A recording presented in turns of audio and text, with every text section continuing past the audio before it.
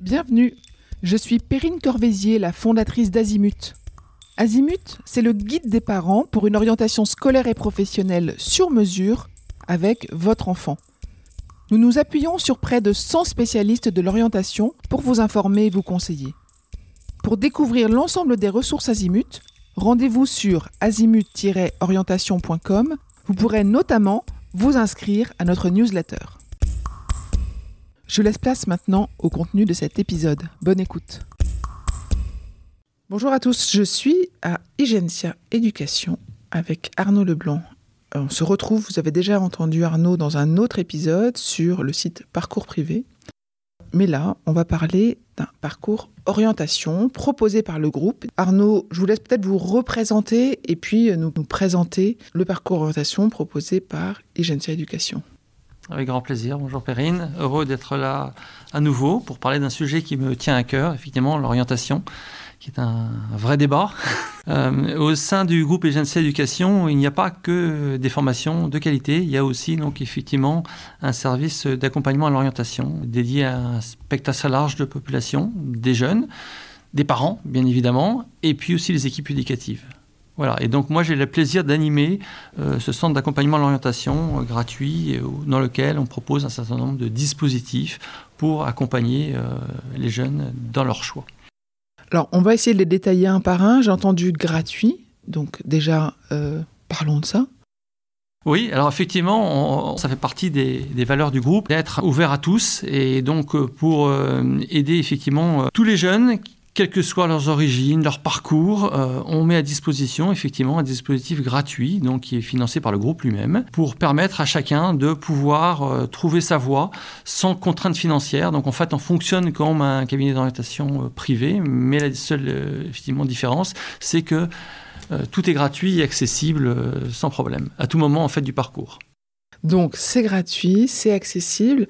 Et vous me confirmez que, on va mettre les pieds dans le plat directement, vous ne conseillez pas systématiquement une école du groupe. Non, alors vous avez raison de le préciser, Perrine, c'est quelque chose qui est très important, on garde une vraie neutralité et le dispositif que nous proposons est complètement décorrélé des formations que nous avons, ne serait-ce que pour effectivement être légitime. Et donc effectivement, on accompagne d'ailleurs souvent beaucoup plus de jeunes qui ne poursuivent pas chez nous que de jeunes qui rentrent dans nos formations. Le but, avant tout, c'est que le jeune trouve la formation qui lui est adéquate, qui correspond à son profil de personnalité. Et c'est très important, effectivement, de souligner qu'on peut lui proposer des parcours universitaires, des écoles spécialisées, soit dans l'environnement que l'on connaît, et évidemment aussi, s'ils sont intéressés par certaines de nos formations, mes équipes les mettent en relation avec les formations adéquates. Voilà. Mais il faut que ce soit son choix. Il faut que ce soit son choix, vous avez raison. Vous avez plein de dispositifs, est-ce que vous pouvez peut-être nous en détailler quelques-uns ? Où est-ce qu'on peut vous trouver en fait ? On peut nous trouver en allant sur le site du groupe Igencia Éducation, il y a une partie qui s'appelle le pôle orientation. Il faut aussi préciser qu'on s'adresse à des jeunes, alors quand je dis des jeunes, ça peut être des collégiens, parce qu'ils ont souvent à un moment ou à un autre de leur parcours, et je pense notamment aux troisièmes qui vont rentrer en seconde et qui ont le choix des enseignements spécialités en seconde sur lesquels ils se posent des questions, et je trouve que c'est important pour eux qui commencent à se projeter déjà un petit peu pour savoir faire les bons choix.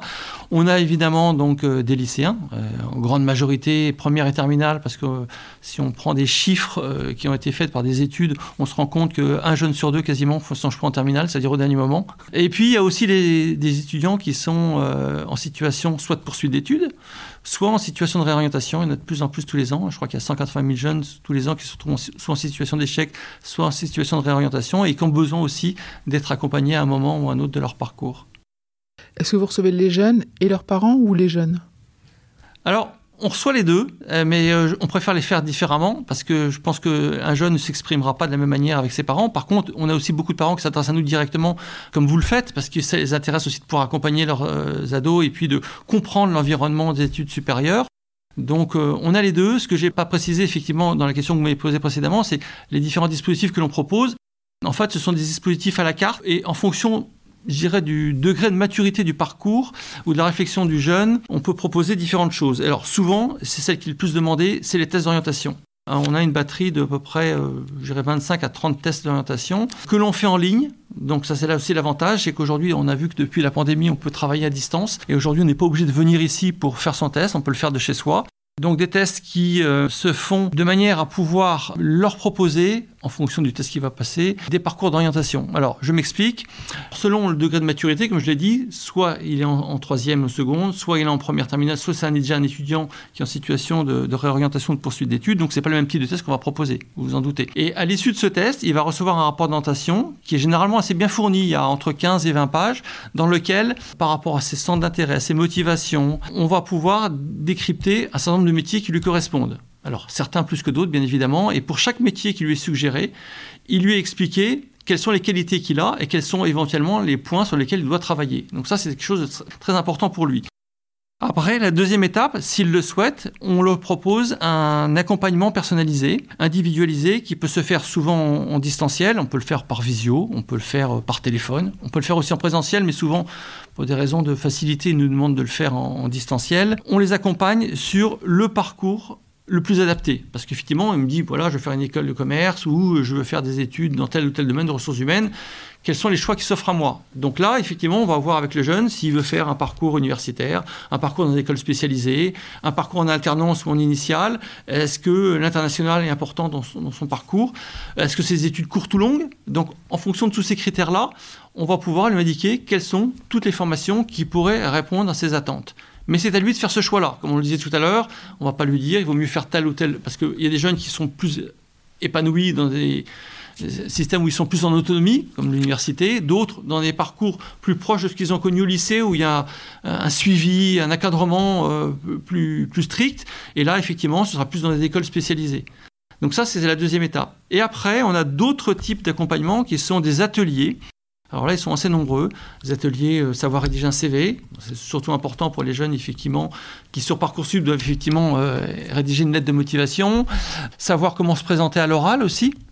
Alors que ce soit pour l'alternance ou pour ce soit pour présenter dans des écoles, effectivement, il y a toujours des oraux de motivation. On propose aussi des ateliers sur les soft skills, les fameuses compétences comportementales. Je pense que c'est important pour eux. Et puis, on fait aussi des ateliers de réussite au bac, et je pense notamment au grand oral du bac. Alors, pourquoi le grand oral du bac? Parce que c'est une épreuve qui a un gros coefficient, qui malheureusement n'est pas toujours dans les lycées suffisamment bien expliquée parce que par manque de temps. Et c'est aussi, je trouve, une épreuve qui met en avant notamment les qualités à l'oral. Et je trouve que c'est important. Et notamment, ils le verront quand ils vont postuler dans les différentes écoles. Et voilà, donc on propose des sessions d'explication de comment se déroule cette épreuve, quels sont les attendus des jurys.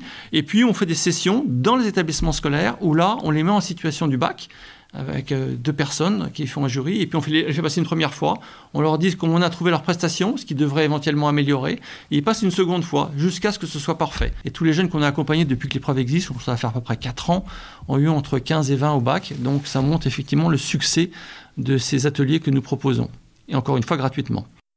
Vraiment très varié, je ne me rendais pas compte effectivement de la variété des interventions. J'ai une question moi sur les tests que vous leur faites passer. C'est à double tranchant un test. On risque d'être enfermé dans un résultat de test, mais en même temps, j'ai l'impression que quand il est expliqué et accompagné, il permet de s'appuyer sur des choses solides et de réfléchir. C'est quoi votre position là-dessus ?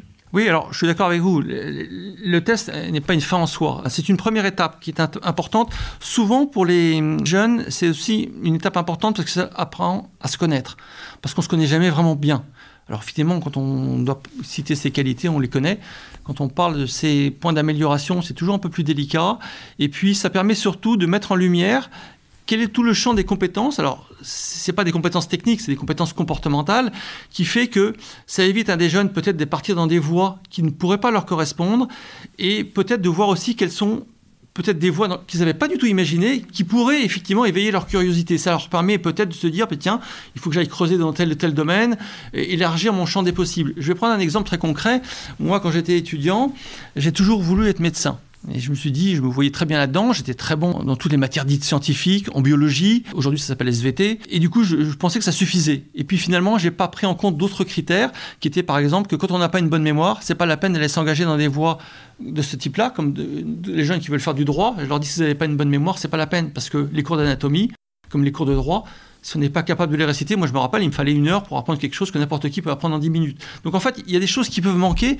Et si à l'époque on m'avait dit, tu as une très mauvaise mémoire, c'est compliqué pour toi, c'est pas la peine de partir dans cette voie-là. Donc ça c'est un exemple. Mais il peut y avoir, on veut partir dans les ressources humaines. Après les jeunes me disent, mais bon, moi dans les ressources humaines, est-ce qu'il faut être quelqu'un d'être très sociable ou pas? Alors je leur dis, ça dépend ce qu'on veut faire dans les ressources humaines. Est-ce qu'on veut faire du recrutement, de l'accompagnement? Est-ce qu'on veut travailler dans tout ce qui est rémunération, paye, ou là c'est des métiers plus techniques?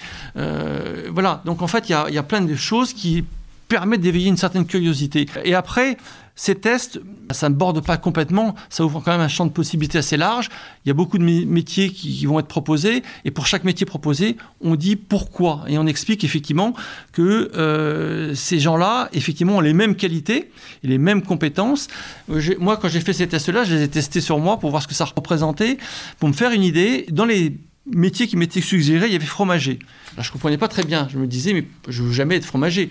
En fait, on expliquait... Alors, il y en avait plusieurs qui m'étaient proposés, bien évidemment. Dans le fromager, c'est quelqu'un qui est créatif. On se doute, un fromager, il va effectivement créer beaucoup de sortes différentes de fromages. Et c'est quelqu'un aussi qui a une certaine goût pour l'entrepreneuriat, parce qu'il a sa propre entreprise et ainsi de suite. Et effectivement, je me suis complètement retrouvé dedans. Je suis quelqu'un de très créatif. Je suis quelqu'un aussi qui est très entrepreneur, parce qu'avant d'être au sein du groupe Egencia Éducation, j'ai ma propre entreprise. Et en fait, j'ai retrouvé toutes les qualités. Et on expliquait que le fromager a exactement mes qualités. Et ça pouvait éventuellement susciter un intérêt chez moi. Alors évidemment, il y avait d'autres métiers qui m'étaient suggérés et d'autres effectivement dans lesquels je me suis plus retrouvé. Donc ça ferme pas complètement non plus, mais ça éveille une certaine curiosité en se disant tiens, j'ai pas imaginé ça et je vais peut-être aller creuser là-dessus. Voilà. Oui, c'est intéressant dans les deux sens, c'est-à-dire que quelqu'un qui est créatif et entrepreneur, il ne penserait peut-être pas à fromager spontanément et voilà. Et le sens inverse aussi. Exactement. Voilà. Donc c'est aussi le but de ces tests-là. Tout à l'heure, en préparant notre entretien, vous m'avez dit, et parfois on intervient aussi auprès des professeurs principaux pour les aider. C'est dans quel contexte, ça ? Alors, c'est souvent parce qu'on s'est rendu compte, il y a beaucoup d'études qui l'ont montré, et puis à force d'échanger avec des établissements scolaires que je rencontre tout le temps, parce que finalement, pour bien accompagner un jeune, il faut bien connaître effectivement toute l'architecture qui vit au lycée et rencontrer leurs professeurs principaux, les CPE, les psyN et ainsi de suite. On se rend compte de là où il y a des vraies difficultés. Celles des jeunes, mais aussi celles de ceux qui sont supposés les accompagner au quotidien. Et Dieu sait si c'est compliqué. C'est un métier sur lequel je leur tire mon chapeau parce que c'est pas évident. On voit par exemple qu'en terminale, ils ont 2 professeurs principaux parce que on sait que par exemple sur Parcoursup, il faut réaliser une fiche à venir.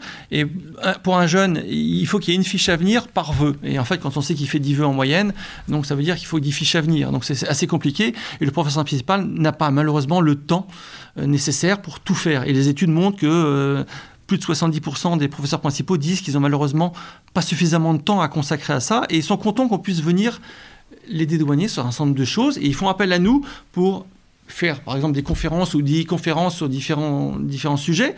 Ça peut être effectivement sur le financement des études, ça peut être effectivement alternance ou pas alternance, l'importance de l'international dans un parcours, quelles sont les différentes voies possibles d'études supérieures, Parcoursup, hors Parcoursup. Tout à l'heure vous avez cité Parcours privé qui est aussi une autre voie qui est complémentaire à celle de Parcoursup. Et finalement, les jeunes ont besoin d'être éclairés là-dessus, les professeurs principaux aussi pour mieux les accompagner et ils sont contents de nous confier aussi une partie de ces choses-là. Typiquement, ils veulent aussi que les jeunes passent des tests d'orientation pour qu'effectivement ils apprennent à mieux se connaître, pour savoir effectivement quels sont tous leurs profils. Il y a des jeunes qui sont plutôt réalistes, d'autres qui sont plutôt effectivement créatifs. Il y en a qui vont être un profil plutôt investigateur. Et en fonction de ces différents profils, effectivement, ça va effectivement légitimer ou pas le choix qu'ils vont faire. Et du coup, sur l'appréciation qu'ils doivent mettre sur la fiche à venir, ils vont pouvoir dire si le vœu du jeune est vraiment en adéquation ou pas, ou lui conseiller finalement autre chose. Donc vous voyez, c'est assez large. Alors, vous avez effectivement évoqué les professeurs principaux, mais il faut aussi évoquer les parents, parce que je sais que c'est un sujet qui vous est cher. Ça l'est aussi pour moi, et on sait qu'il y a de plus en plus de parents qui sont un peu déconnectés aujourd'hui, parce que le monde de l'éducation change énormément, et du coup, ils ont besoin d'être au diapason, de se remettre à la page, de pouvoir mieux accompagner leurs jeunes, de mieux les comprendre. Tout à l'heure, je vous disais qu'il y avait des chiffres qui étaient assez édifiants quand on parle d'orientation. Je disais, il y a un jeune sur 2 qui fait son choix au dernier moment. Il y a plus de 50% des jeunes qui disent qu'ils ne sont pas suffisamment accompagnés dans leur choix d'orientation. Et il y a aussi 20% des jeunes qui font des mauvais choix, des non-choix. Et souvent, c'est parce qu'ils sont peut-être plutôt aiguillés par des parents qui, malheureusement, ne prennent pas suffisamment le temps de savoir effectivement comment fonctionne aujourd'hui le marché de l'éducation. quelles sont les compétences du jeune. Et du coup, on peut peut-être besoin aussi de cette adaptation et de cette mise à niveau, ce que vous faites d'ailleurs très bien à travers vos émissions, parce que je les écoute souvent. Et du coup, ça leur apporte un éclairage très fort. Et du coup, on accompagne de plus en plus les parents aussi sur ces problématiques-là. Je rajoute juste que pour les parents, c'est pas une période facile, parce qu'effectivement, ça a changé beaucoup depuis leur génération. Et puis, il y a une corrélation malheureuse de l'adolescence et l'orientation, qui fait que souvent, dans les familles, le dialogue est compliqué. Oh oui. Et que même si on en a très envie et que l'enfant en a très besoin, ça peut être parfois un peu une impasse.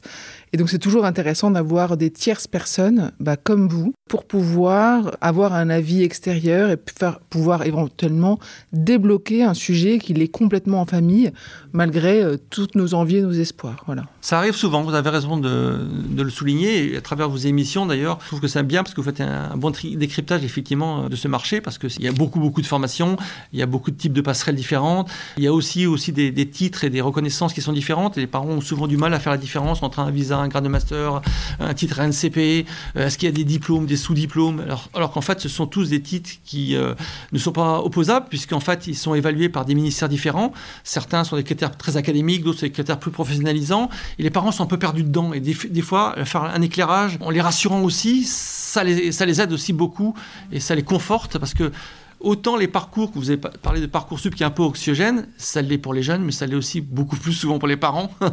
C'est sûr. Voilà. C'est tout à fait vrai. Je sais que vous accompagnez, alors peut-être même des parents sur d'autres sujets, parce que vous accompagnez aussi des salariés en bilan de compétences, c'est ça ? Oui, alors effectivement, au sein du pôle orientation, il y a ce fameux dispositif en parcours orientation qui est dédié aux jeunes, que j'ai évoqué tout à l'heure. On est aussi un assessment center qui accompagne nos apprenants. Alors je parle là cette fois-ci des apprenants qui sont dans les écoles du groupe Egencia Éducation, qui ont aussi besoin d'être accompagnés, parce que l'orientation, on le fait finalement quasiment tout au cycle de la vie.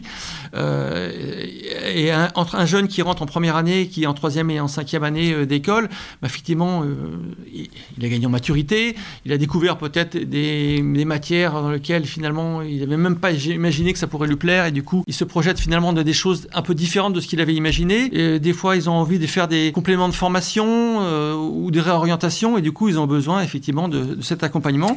Et puis, il y a, comme vous le disiez aussi, des populations plus seniors. Alors là, on accompagne des salariés à travers le CBIO, qui est un centre de bilan de compétences, de coaching professionnel. Et là, effectivement, accompagne donc des adultes qui, effectivement, se posent des questions aussi, qui ont envie de se réorienter, et bénéficient, effectivement, d'autres dispositifs qui, là, sont payants, par contre, cette fois-ci, mais qui s'adressent à une population très différente. Est-ce qu'on conclurait par un mot de la fin, un conseil pour les parents ou un petit mot d'encouragement pour les parents ? Alors, pour les parents, comme pour les jeunes, je vais dire que l'orientation, c'est pas une fatalité. Il y a quand même aujourd'hui beaucoup de solutions qui s'offrent, et notamment gratuites. Et on est content, effectivement, nous, de pas porter notre pierre à l'édifice, comme vous le faites. Et du coup, j'encourage les parents, effectivement, à continuer à se renseigner pour mieux accompagner leurs adolescents, parce qu'on sent que c'est un vrai sujet de préoccupation pour tout le monde. Parfait. Merci beaucoup, Arnaud. Merci beaucoup, Perrine. Je vous retiens quelques instants. Vous écoutez peut-être sur Apple ou sur Spotify ou sur Deezer ou sur une autre application de podcast. Je voulais m'assurer que vous connaissiez l'existence de notre site azimut-orientation.com. Sur ce site, les contenus sont organisés par thématique et par situation. Ceux qui connaissent adorent et utilisent notre moteur de recherche, ce qui leur permet d'aller chercher directement le bon contenu qui correspond à leur problématique. Je vous encourage à vous y connecter et n'oubliez pas de vous inscrire à notre newsletter. Merci de votre fidélité et à bientôt.